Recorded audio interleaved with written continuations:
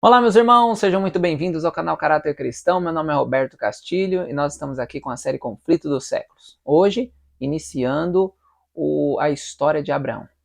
Vamos aprender muitas coisas muito importantes. Lembrando a vocês, nós estamos fazendo o Caleb aqui na cidade de Bueno Brandão, onde eu sou o diretor da igreja.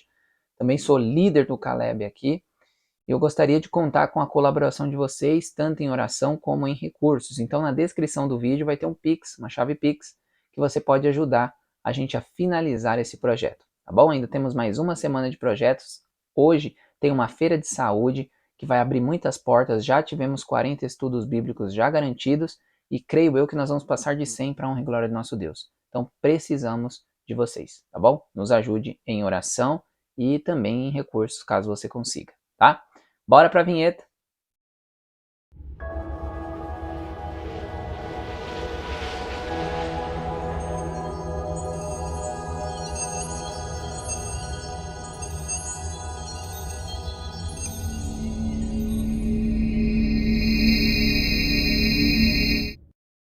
Bom, meus queridos, então Gênesis 12 já é colocado ali sobre o chamado de Abraão. Então, primeiro Deus vai chamar Abraão, depois Deus vai dar uma promessa a Abraão. Após essa promessa, Abraão ele vai obedecer parcialmente, vamos dizer assim. Abraão ele é chamado para sair da sua parentela, mas ele leva Ló junto com ele, né? A gente vai entender isso melhor amanhã. Depois ele chega em Canaã, aí vai ter uma fome, onde ele vai ir para o Egito. Lá no Egito, Abraão ele vai mentir, né? Ele vai, na verdade, omitir. Mas um cristão omitir também é pecado. Então ele teve uma chamada ali, hoje em dia se fala em mentira branca, que é mentira do mesmo jeito e vai para o inferno da mesma forma. Tá? Então, vamos ser bem diretos nesse ponto, né? E por último, há consequências. Como é uma mentira, independente se é branca, preta ou sei lá a mentira que for, ela vai ter consequências, ok? E mentira tem perna curta, então as consequências sempre são ruins, né? E aqui ele foi expulso do Egito, tá? Tudo bem que ele foi expulso de uma forma até amigável, porque o faraó foi realmente impactado como Deus cuida dos seus filhos, né? Mas ele acabou sendo expulso do Egito, tá bem? Vamos então para o capítulo do Patriarcas e Profetas, capítulo 11, para a gente entender melhor todo esse contexto do capítulo 12 de Gênesis. Bom, a primeira coisa que a gente precisa ver é que a idolatria após a Torre de Babel quase que ficou universal. Até dentro dos semitas, que era a descendência de Sem, que era o povo que fazia a vontade de Deus, começou a ter idolatria. Então, ali na casa, nos parentes de Abraão, não era diferente. Havia muita idolatria. Só que Deus preservou Abraão, né? Que no caso aqui ainda é Abrão, né? Então Deus preservou. E Deus sempre preservou pelo menos um fiel em todas as eras. Então já aconteceu com Adão, depois aconteceu com Noé, Enoque. Então Deus sempre teve aquele povo, ou aquela pessoa que fazia a vontade dele, né? Então isso é muito importante para a gente entender que Deus sempre tem aquelas pessoas que de fato querem fazer a vontade dele. E eu e você precisamos ser essas pessoas. Deus sempre tem um remanescente. Diz o seguinte: mas a verdadeira fé não devia extinguir-se. Deus sempre preservou um remanescente para o servir. Adão, Sete, Enoque, Matusalém, Noé, Sem, em linhagem ininterrupta, preservaram de época em época as preciosas revelações de sua vontade. O filho de Terá se tornou o herdeiro deste sagrado depósito. Então, a bênção ali a Abraão é revelada por Deus, mas toda a bênção, ou tudo que Deus nos dá, vem com provas. Então tem a doutrina da prova. O que é a doutrina da prova? Todos nós somos provados constantemente para mostrar que nós estamos com Deus por amor. Então, esta prova, aparentemente, olhando hoje, não parece ser tão difícil.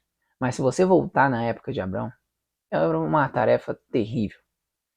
Imagine só, você está dentro ali da sua parentela, você está com todos os seus parentes em volta, cômodo, você tem dinheiro, você tem gado, você tem tudo que você quer, você tem família. E aí Deus fala, ó, abandona tudo e vem. Sai do meio da sua parentela. Você vai deixar pai, mãe, os irmãos, os parentes. Você vai deixar sua comodidade, sua comidinha, tudo bonitinho, tudo que você tem e vai me seguir. Foi isso que Deus pediu. E não foi fácil. Ainda Ellen White diz o seguinte, que foi uma prova das mais difíceis da Bíblia. Olha isso. Agora que Abraão estava em sentido especial ligado ao céu, devia habitar entre estranhos. Seu caráter devia ser peculiar, diferindo de todo mundo. Ele não podia nem mesmo explicar sua maneira de proceder, de modo que fosse compreendido por seus amigos. As coisas espirituais são discernidas espiritualmente, e seus intuitos e ações não eram entendidos por seus parentes idólatras. Esse texto é muito importante porque é exatamente o que o adventista do sétimo dia tem que ser. Abraão, ele estava no meio da sua parentela, só que a sua parentela não entendiam as verdades. Por quê? Porque só espiritualmente, eles não estavam com o espírito. Abraão estava, e é por isso que ele entendia. Só que ele tinha que ser diferente de todo o mundo, da sua parentela e de todas as nações. É exatamente o que Deus pede do adventista do sétimo dia. Ou seja, Abraão era um remanescente da sua época, assim como eu e você somos da nossa. Então, meus queridos, às vezes a gente está dentro da nossa igreja e as pessoas não estão discernindo a verdade que nós estamos falando. O que isso tem a ver? É que, infelizmente, muitas pessoas dentro da nossa igreja, eles não estão tendo o Espírito.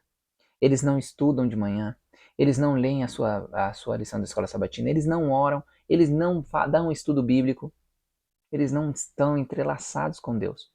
E as coisas espirituais só se discernem espiritualmente. Muitos ainda são provados como foi Abraão. Não ouvem a voz de Deus falando diretamente do céu, mas ele os chama pelos ensinos de sua palavra e acontecimentos de sua providência. Pode ser-lhes exigido abandonarem uma carreira que promete riqueza e honra, deixarem associações agradáveis e proveitosas, separando-se dos parentes para entrarem naquilo que parece ser apenas uma senda de abnegação, dificuldades e sacrifícios. Será que eu e você estamos realmente preparados para fazer o que Abraão fez? Essa é uma pergunta muito importante que nós precisamos estar sempre matutando em nossa cabeça. Quem de nós estamos prontos para seguir Deus independente do que precisamos abandonar? O ponto aí é que Abraão ele saiu de Ur dos Caldeus, que é conhecido como a Babilônia ali, é Babel. Depois ele foi para Harã, onde ele esperou o pai morrer. E depois ele seguiu com Ló até Siquém, onde ficou por um bom período e depois foi para Betel. Chegando em Betel, Deus então permite mais uma prova. A fome. E Abraão então, ele é dirigido ao Egito. Tem um texto muito importante que diz o seguinte: Abraão, o amigo de Deus, dá-nos um digno exemplo. A sua vida foi uma vida de oração. Onde quer que ele armasse a tenda, junto construiu o altar, convocando todos que faziam parte do seu acampamento para o sacrifício da manhã e da tarde. Quando a tenda era removida, o altar ficava. Abraão ele não deixava de fazer seu culto de manhã e de tarde. E ele fazia com que todos os seus funcionários, toda a sua família participasse. E ele, quando construía a sua casa, ele construía uma casa de Deus. E sempre que ele ia embora, ele deixava a casa de Deus lá, para que todos soubessem que Abraão, o filho de Deus, passou ali. Glória a Deus por isso. O Senhor, em sua providência, trouxeram esta prova a Abraão a fim de lhe ensinar lições de submissão, paciência e fé. Lições que deveriam ser registradas para benefício de todos que mais tarde fossem chamados a suportar a aflição. Deus dirige seus filhos por um caminho que eles não conhecem, mas não se esquece dos que nele põem a confiança, nem os rejeita. Permitiu que a aflição sobrevisse a Jó, mas não abandonou. Consentiu que o amado João fosse exilado para a solitária ilha de Patmos, mas o Filho de Deus o encontrou ali. E sua visão esteve repleta de cenas de glória imortal. Deus permite que as provações assaltem seu povo, a fim de que, pela sua constância e obediência, possam eles mesmos enriquecer espiritualmente e possa o seu exemplo ser uma fonte de força aos outros. Deus sempre tem provado o seu povo na fornalha da aflição. É no calor da fornalha que a escória se separa do verdadeiro ouro do caráter cristão. Jesus vigia a prova, ele sabe o que é necessário para purificar o precioso metal, para que este possa refletir o brilho do seu amor. Meus queridos, provas são coisas boas. Provas são aquilo que vai nos ajudar a alcançar mais forte o caráter de Deus, o caráter de Cristo, que Ele quer que tenhamos, a semelhança dele. Cristo passou as maiores provas que ninguém nesse mundo é capaz de suportar. Então não fique triste se você está passando uma prova, avance, confie em Deus, faça a sua parte e Ele vai te honrar como honrou Abraão. Deus lá no Egito mostrou as fraquezas de Abraão.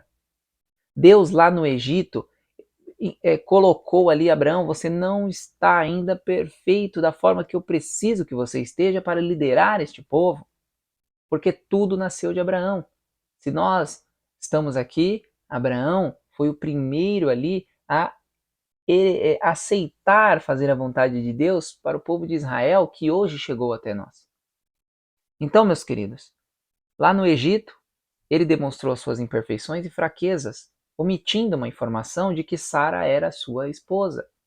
Ele não mentiu totalmente, né? Ela era a irmã dele, mas ele omitiu. E omitir também é pecado. É uma mentira branca que costumam dizer hoje, né? Mentira branca, mentira de qualquer forma é pecado.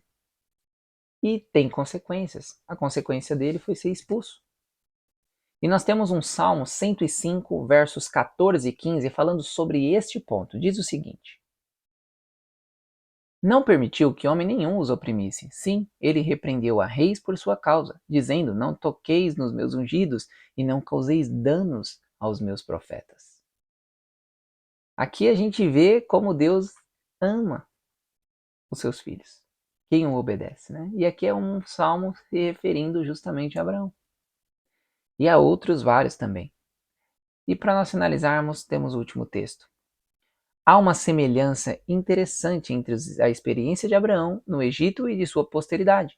Séculos mais tarde, ambos desceram ao Egito por causa de uma fome, e ambos ali residiram temporariamente. Mediante as manifestações do juízo divino em seu favor, o seu temor caiu sobre os egípcios, e enriquecido pelas dádivas dos gentios, saíram com muitas posses ou recursos. Então a gente vê aqui que, olha como a Bíblia é uma repetição atrás da outra. Tudo o que aconteceu com Abraão aconteceu com Israel. Né? Os irmãos ali de José vão, né? O próprio Jacó vai para o Egito por causa da fome. Abraão, por causa da fome. Aí você chega lá na fome, eles residem no Egito por um tempo. Abraão ficou um tempo, Israel ficou um tempo. Depois, o que aconteceu? Veio os juízos divinos, as pragas no Egito lá para Moisés, na questão de Moisés, e as pragas que ocorreram ali para Faraó não pegar Sara como esposa. E por fim, tanto Abraão quanto o povo de Israel saíram riquíssimos do Egito. Olha a história. A Bíblia é incrível, meus queridos. Nós vamos se maravilhar tanto esse ano que vocês não têm noção. E eu estou muito feliz por estar aqui firme com vocês todos os dias. A lição que a gente precisa colocar hoje é aquela lição daquela pergunta. E eu quero que vocês respondam no fundo do coração e que, se a resposta for não, vocês vão orar hoje para que Deus os ajude a dar um sim quando for preciso. Você está preparado para abandonar qualquer coisa para seguir a orientação de Deus?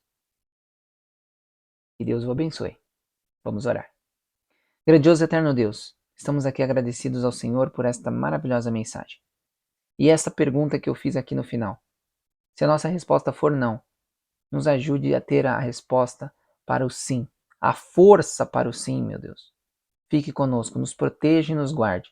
Nos ajude a permanecer firmes nesse ano bíblico. É isso que eu te peço no doce nome de Jesus. Amém. Bom, meus queridos, nos vemos amanhã, se assim Deus permitir. Até mais.